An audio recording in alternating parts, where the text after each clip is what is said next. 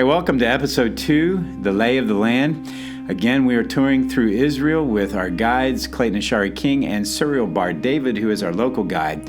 We are now leaving the Kidron Valley and going up the Mount of Olives. On the Mount of Olives, Suriel is going to show us some of the burial chambers that are there and how the people of Israel would bury their dead. It's very fascinating. And so the Mount of Olives and all through the Kidron Valley are full of tombs.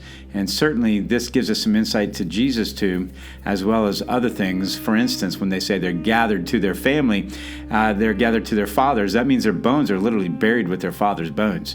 And so enjoy this episode of the Mount of Olives. You'll hear a little bit about this burial, and then you'll also hear from Suriel about the Mount of Olives and what that holds in significance in our history and in our future. God bless.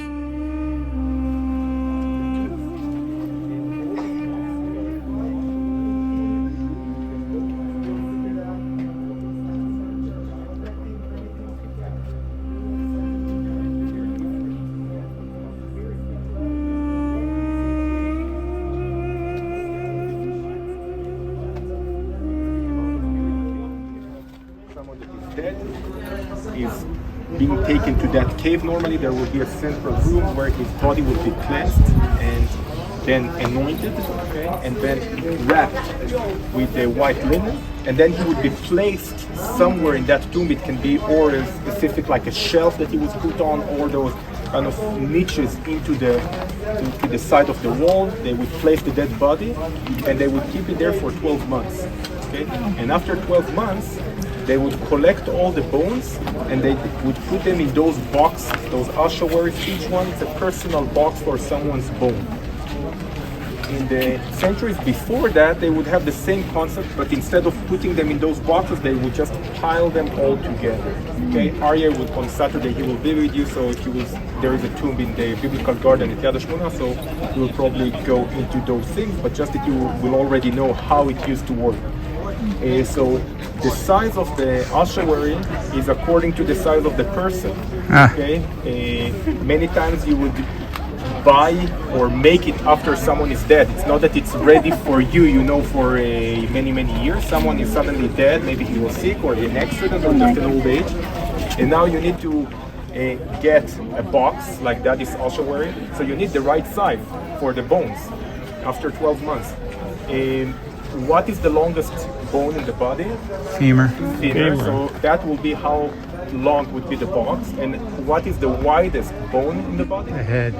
Wide? The hip. No, hips you can put it standing. The head. It's Skull. The skull. Yeah. Okay.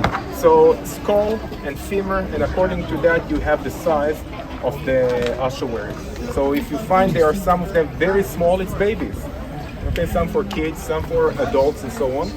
And over here, they think that it might be a place where you would have, because we are speaking of the first century, okay, first maybe even second century, but first century tomb, and they said that they found here names, which are Jewish names, of course, but sometimes some symbols that might be connected to Christianity, like the early church in a sense.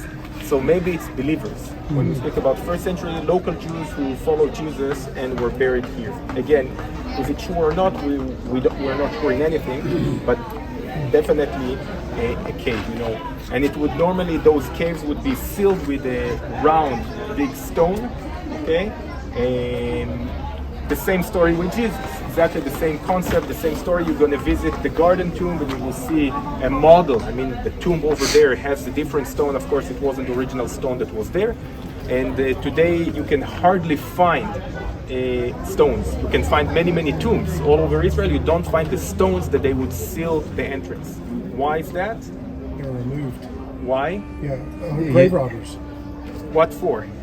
For artifacts. No. Most people won't carry such a thing, just to put it in their backyard. To get in, right? Yeah, no, but it's not there at all. But they use them to build building? Not building, for olive press. Oh. It's the perfect stone for olive press. So if you're a farmer and there are some old tombs in the valley, below you, and for centuries no one was buried there. You say, I build my olive press, so I will go there with my donkey and I will pull such a stone and take it. And of course there was always a lot of olive trees in the land of Israel and the production of oil, so all those stones were gone. So there are only few spots in Israel where you can actually find an original stone standing beside the opening of such a cave. Yeah. Is this why Jesus could borrow a tomb, because he'd only need it for a year? Is that? I don't know. Again, they would have always secondary use. Okay. In those tombs, you have generations of people that are being buried. You don't leave your body inside the shelf. It is just in that box. Okay, so of course, yes, you can use it and someone else can use it after him. The purpose of those caves, it's, first of all, I would start with saying that most people were not buried in those caves. It's much more expensive. Okay, most people, they would just dig a hole in the ground, put the dead body and cover it. This is the so-called the Jewish way. In Judaism, they don't burn the dead people, okay? So it's just in the ground, and it's much cheaper and much faster. But if you don't have that possibility, or if you do have the possibility to purchase a tomb like that, a cave, you would do that. But it's not only for yourself, it's again for yourself, your wife, children, grandchildren, and as long as your family is living in the same place, you will try to use it. Okay. And is that what it means to be gathered with your fathers? This is concerning the bones. Remember, bones? This is the first temple period. As I mentioned, it's exactly the same concept, but when they will take those bones and you can come over here. I want to listen. So when they will gather all those bones and they would pile them all together, then it will be called gathered with your fathers. fathers. Shalom, Okay. shalom.